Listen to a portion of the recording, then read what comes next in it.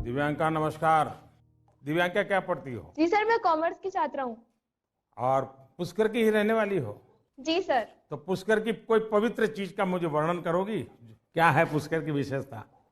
पुष्कर में एकमात्र ब्रह्मा मंदिर है हाँ।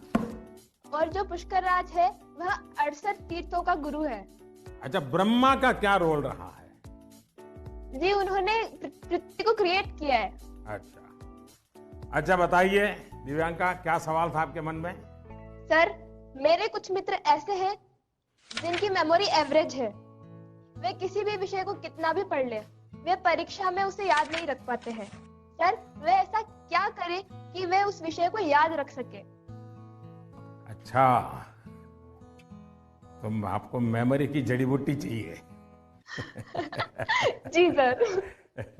देखिए दिव्यांका, आप सबसे पहले अपनी डिक्शनरी से इस शब्द को डिलीट कर दीजिए। आप सोचिए ही नहीं कि आपके पास याद करने की शक्ति नहीं है। अगर आप खुद से जुड़ी कुछ घटनाओं को देखें तो आपको पता चलेगा कि वास्तव में आपको बहुत सारी चीजें याद रहती हैं। जैसे आपकी मदर टंग। क्या मदर टंग आपने किसी को बहुत ग्रामर के साथ पढ़ाया था क्या? सिखाया था क्या? नहीं सर। आपको याद होगा? नहीं। क्या स्कूल में आपने सीखी या किताब में कहीं? जी नहीं। हाँ, ये सब सुन करके सीख ली। तो यही वो चीजें हैं, जरा सोचिए कि आपको जो पसंद है, क्या इन चीजों को याद रखने के लिए आपने कभी कोशिश की थी? वो बातें जिनसे आप पूरी तरह जुड़ गए हैं, मग्न हो गए हैं, वो बातें जो आपका हिस्सा बन गई हैं, आपके विचार प्रवाह का हिस्सा बन गई हैं, उन्हें आप कभी नहीं भूलते हैं। दूसरे शब्दों में कहूं तो ये मेमोराइज नहीं है, एक्चुअली ये इंटरनलाइज है।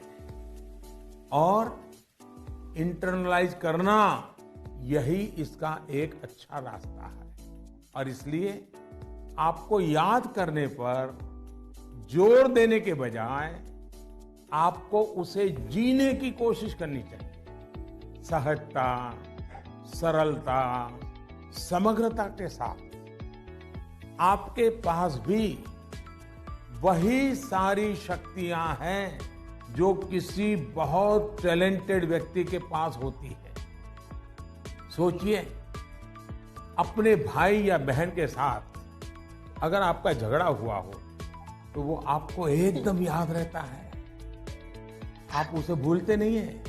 यहां तक कि आपको यह भी याद रहता होगा कि उस समय आपने, आपके भाई बहन ने कौन से कपड़े पहने थे, आप खड़े खड़े लड़ रहे थे कि दौड़ते हुए लड़ रहे थे, सब याद होगा। एक एक वाक्य याद होगा। जी सर। यानी इसका एक मतलब यह है कि आप उसमें फुली इन्वॉल्व थे, आप उस क्षण को पूरी तरह जी रहे थे।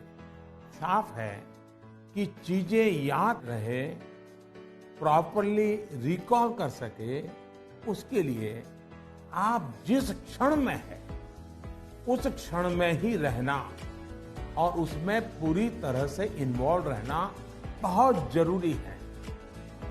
यानी हम पढ़ाई कर रहे हैं, किताब हाथ में है और मन है खेल के मैदान में, सहेलियों के साथ, दोस्तों के साथ, फिर तो मामला गड़बड़ हो जाता है। आगे जाकर आप में से कोई विद्यार्थी अगर साइकोलॉजी पढ़ेगा तो उसमें मेमोरी बाय एसोसिएशन का कंसेप्ट विस्तार से समझाया जाएगा। आप याद कीजिए कि स्कूलों में सुबह असेंबली में राष्ट्रगान होता है। अब जन गण मन हर कोई गाता है, लेकिन क्या कभी आपने जनगण मन गाते समय आपने उस राष्ट्रगान के साथ देश में ट्रैवल किया क्या? आप उसके साथ जो शब्द आते हैं उन शब्दों के साथ अपने आप को विजुलाइज कर पाए कि नहीं कर पाए। पंजाब को, गुजरात को, महाराष्ट्र को, बंगाल को मन ही मन राष्ट्रगान गाते समय ट्रैवल किया क्या? आपको एकदम से याद होना शुरू हो जाएगा। मन ही विजुलाइज करेंगे तो आपको अच्छे से याद रह जाएगा। इसका तो एक फायदा और होगा, आप इस देश के साथ भी एकाकार होते चले जाएंगे। यानी इन्वॉल्व, इंटरनलाइज, एसोसिएट और विजुलाइज।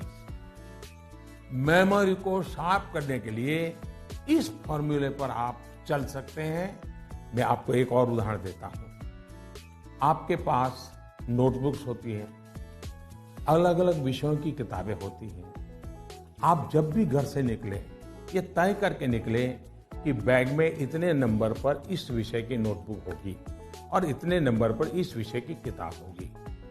चौथे नंबर पे हो सकती है, तीसरी पर हो जाए। और आपने अगर 3 नंबर पर हिस्ट्री की किताब रखी है, 5 नंबर पर भूगोल की किताब रखी है, तो जब भी आप हिस्ट्री की किताब निकालने जाएं तो बिल्कुल आंख बंद करके 3 नंबर की किताब निकालते हैं आप। देखिएगा आपका कॉन्फिडेंस लेवल कितना बढ़ जाएगा।